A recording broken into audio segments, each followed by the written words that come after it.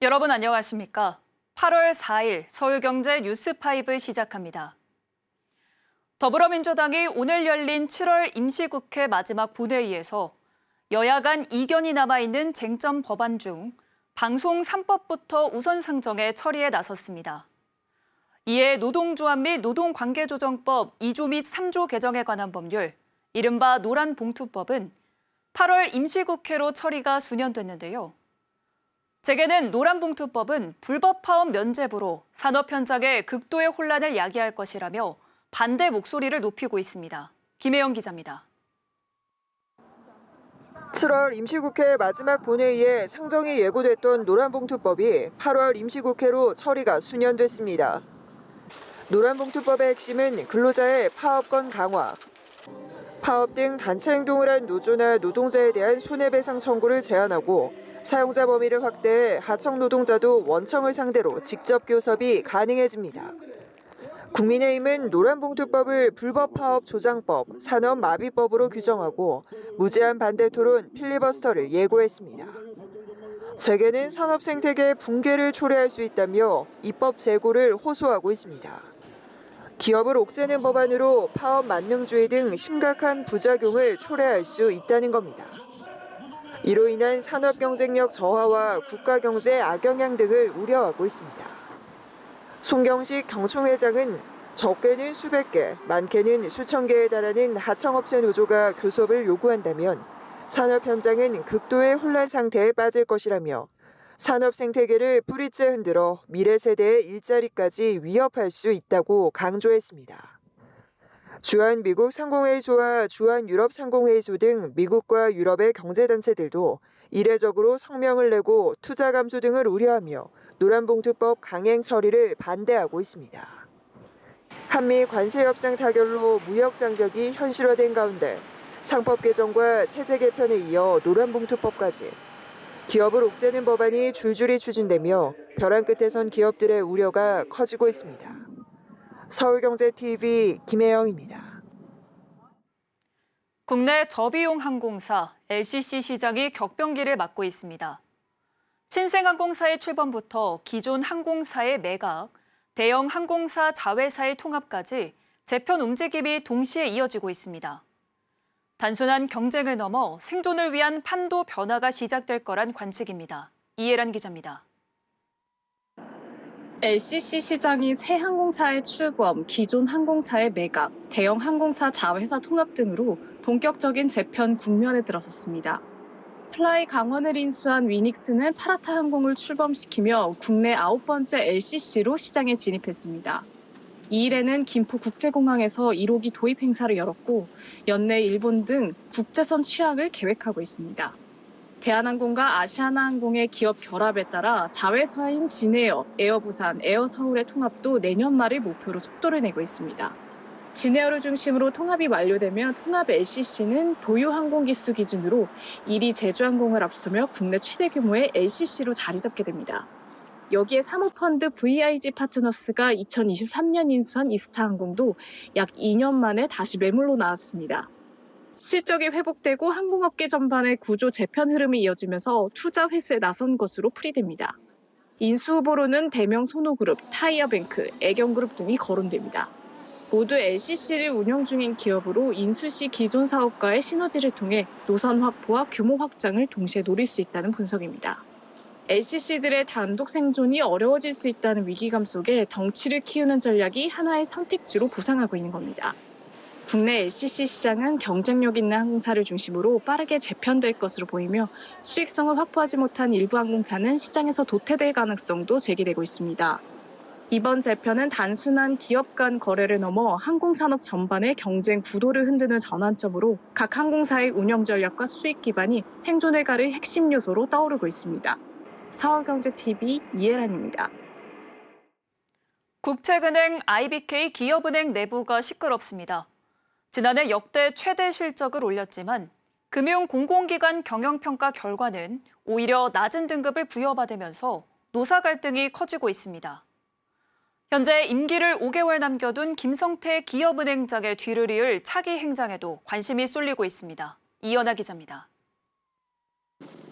최근 국책은행 IBK 기업은행이 2024년 금융 공공기관 경영 실적 평가에서 B등급을 받으면서 노사 갈등이 커지고 있습니다. 금융위원회는 2007년부터 매년 금융 공공기관을 대상으로 경영 평가를 진행하고 있습니다. S등급부터 2등급까지 총 6등급으로 나눠져 있고 이에 따라 성과급 규모가 정해집니다. S등급은 기본급의 200%, A등급 180%, B등급 150%, C등급은 110%의 성과급을 받고 있습니다. 기업은행 노조는 성명을 통해 지난해 순이익은 2조 6천억으로 역대 최고였지만 2007년 경영평가가 도입된 이래 A등급 아래를 받은 것이 이번이 처음이라며 올해 초 금융감독원 조사에서 드러난 800억 원대 전현직 임직원들이 공모한 부당대출 사건이 원인임을 지목했습니다. 이어 경영진의 괘씸죄가 직원 처벌, 즉 경영평가 등급 하향 조정으로 이어졌다고 말하며 노사 갈등 봉합이 쉽지 않은 상황입니다. 실적 역시 중요합니다. 상반기 기업은행 순이익은 전년 동기 대비 8.2% 증가한 1조 5,086억 원, 중소기업 대출시장 점유율은 역대 최고치인 24.43%를 기록했지만 건전성 관리 난이도가 올라갔습니다. 기업은행이 보유한 3개월 이상 연체된 대출 규모는 매분기 늘고 있는데 지난해 6월 1.3%였던 고정이하 여신 비율은 1년 사이 0.07%포인트 증가했습니다. 여기에 현재 이재명 정부에서 떠오른 중소기업 금융지원 강화 기조에 맞춰 기업은행 역할이 그 어느 때보다 중요해짐에 따라 내년 1월 임기를 마치는 김성태 은행장 후임에 관심이 커지고 있습니다. 과거 기업은행장은 관료와 내부 출신이 번갈아 맡아왔고 행장 교체기마다 노조와 정부의 갈등이 반복됐습니다. 26대 기업은행장인 윤종원 행장이 대통령 비서실 경제수석 출신으로 관치 논란이 제기됨에 따라 27대 은행장은 내부 출신 김성태 행장이 정은보 전 금융감독 원장을 제치고 선임됐습니다. 하지만 800억 원대 전형직 임직원 부당대출 사건 등으로 내부 통제 부실 논란이 제기되면서 또다시 관 출신 인사가 차기 행장이 될 것이란 전망도 금융권 안팎에서 제기됩니다. 서울경제TV 이연아입니다. 지난주 발표된 세제 개편안에 대해 증권가에서 거센 비판이 쏟아지고 있습니다. 특히 대주주 요건을 50억 원에서 10억 원으로 낮추는 안건에 대해 정부의 코스피 5천 목표에 역행한다는 지적입니다. 국회 국민청원이 12만 명을 넘어서는 등 여론도 심상치 않습니다. 김효진 기자입니다. 정부가 지난 31일 발표한 세제 개편안에 여론과 증권가의 비판이 쇄도하고 있습니다. 특히 대주주 기준을 기존 50억 원에서 10억 원으로 낮추는 세제안은 정부가 내세운 코스피 5천과 역행한다는 지적입니다.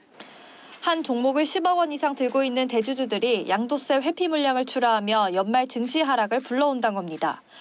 오늘 기준 국회 국민청원에는 대주주 양도소득세 하향 반대 청원에 12만 명이 넘는 국민들이 서명을 완료했습니다. 현재 국민청원에 올라온 안건 중 모인 서명이 가장 많습니다. 투자자들의 반발도 큽니다. 연말 지수 하락으로 소액주주들도 피해를 볼 수밖에 없다는 겁니다. 10억으로 전환이 되면 그 40억의 갭이 생기는데 그 대주주들이 세금 회피하기 위해서 대규모 그 매물 폭탄이 이제 쏟아질 수밖에 없어요. 가을부터 겨울까지. 작은 손이 아무리 밑에서 받쳐봤자 하락 쓰나미를 피할 수가 없고. 외국인의 양도소득세 부과 기준은 종목 지분 25%로 유지하면서 국민들에게만 주식 양도소득세를 확대해 거두려 한다는 지적도 나옵니다. 한 금융투자업계 전문가는 대주주 요건을 피하려면 연말에 주식을 매도하고 연초에 매수하면 되기 때문에 효율적인 증세안이 될지도 의문이라고 지적했습니다. 증권사들도 대주주 양도소득세 기준 강화에 대해 강한 어조로 비판의 목소리를 내고 있습니다. NH투자증권은 연말 개인 투자자의 매도 압력을 자극할 수 있어 수급 불안 요인으로 작용할 것이라고 지적했고 유한타증권은 관련 충격으로 하루 사이 국내 증시 116조 원대 시총 증발이 구체화됐다는 보고서를 냈습니다. 대신증권은 세제 개편안이 발표된 직후 시장에서 우려하던 내용이 그대로 담긴 세제 개편안이 발표됐다며 정부의 증시 부양 정책 기대감이 약화됐다고 진단했습니다. 여론이 급속도로 악화하자 여당은 대주주 기준을 50억 원으로 유지하거나 20에서 30억 원으로 절충하는 안을 논의하는 것으로 알려졌습니다. 서울경제TV 김효진입니다. 건설사들이 실적 개선의 돌파구로 도시정비 수주를 택한 모습입니다. 삼성물산은 상반기에만 작년 수주의 3배에 달하는 실적을 내기도 했는데요. 하반기엔 서울 주요 재건축, 재개발 구역을 중심으로 대형 건설사 간 수주 경쟁이 한층 더 치열해질 전망입니다. 이지영 기자입니다. 올해 들어 건설사들의 도시정비 사업 수주 실적이 눈에 띄게 늘었습니다. 가장 많은 실적을 올린 곳은 삼성물산으로 지금까지 총 6조 1,700억 원 규모의 정비 사업을 따냈습니다. 작년보다 3배가량 높은 수준입니다.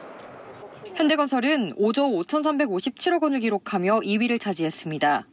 하반기 압구정 2구역 수주 가능성까지 높아 이 사업만 따내더라도 작년 연간 수주 실적을 훌쩍 넘길 걸로 보입니다. 이어 포스코 ENC와 GS건설이 뒤를 이었고 HDC 현대산업개발과 DLENC도 2조 원이 넘는 수주 실적을 올렸습니다. 지난해까지만 해도 수의 계약을 이어가던 정비사업 수주 분위기가 올해 들어 경쟁체제로 급변한 모습입니다. 건설사들이 실적 개선의 돌파구로 주택 수주를 택하면서 경쟁이 치열해진 분위기입니다. 한국건설기술연구원에 따르면 공사비 지수가 최근 5년간 약 30% 상승했습니다. 지금처럼 공사비가 오른 시점에 수주하면 비용 부담을 덜 수 있고 앞으로 더 올라도 손해를 줄일 수 있습니다. 게다가 현재 수주전이 벌어지는 곳들 대부분이 서울 내 알짜 입지인 만큼 향후 분양 수익 확보에 유리하다는 기대도 나옵니다. 하반기 첫 빅매치는 개포호성 7차 재건축 사업지에서 열릴 예정입니다. 이어 개포호성 4차, 성수전략 1, 2지구, 송파 안양 2차 재건축 등입니다. 하반기 주요 정비사업 수주 성패가 건설사들의 향후 실적을 좌우하는 핵심 변수로 작용할 전망입니다. 서울경제TV 이지영입니다. 한미 관세 협상의 타결에 가장 큰 기여를 한 마스가 프로젝트로 한국 조선업이 화랑을 맞을 것이란 기대가 높습니다. 이런 분위기와 상반되게 올해 한국 조선업체의 글로벌 선박 발주량이 감소한 것으로 나타났습니다. 김보연 기자입니다. 최근 타결된 한미 관세 협상에서 가장 주목받은 건 마스가 프로젝트였습니다. 협상 타결의 1등 공신이라고 평가받을 정도. 업계는 한국조선업이 기술력을 인정받으며 미국과 협력이 한국조선업의 글로벌 시장 점유율을 확대할 수 있는 기회로 보고 있습니다. 다만 지난해 말부터 국내 친조선 발주량이 큰 폭으로 감소하고 있어 일감 공백에 직면할 것이란 우려도 제기되고 있습니다. 영국 조선, 해운 시황 분석기관 클락슨 리서치에 따르면 올해 1월에서 7월 국내 선박 발주량은 797척으로 지난해 같은 기간 대비 37% 가까이 쪼그라들었습니다. 미중 갈등으로 전 세계 선박 발주량이 반토막 나면서 국내에도 영향을 미친 것입니다. 클락슨 리서치에 따르면 올 상반기 전 세계 누계 수주는 1938만 CGT로 전년 동기 대비 54% 감소했습니다. 전문가들은 통상적으로 6년 이상 이어졌던 조선업 초호황기 사이클과 달리 불과 4년 만에 꺾일 조짐을 보이고 있다고 분석합니다. 국내 조선사들은 마스가 프로젝트를 통해 다가올 조선업 불황 대비에 나섰습니다. 국내 빅3 조선사 등은 한미 조선산업 협력을 위해 태스크포스를 본격적으로 꾸린 분위기. 이미 가득 찬 빅3 독대신 진해에 위치한 K조선 혹은 부산 영도에 위치한 HJ중공업을 공동으로 인수한 뒤 미 해군 함정검조와 유지, 보수, 정비에 특화한 조선소로 이용하는 방안도 거론되고 있습니다. 서울경제TV 김보연입니다. 정완규 여신금융협회장의 임기가 2달 앞으로 다가왔습니다.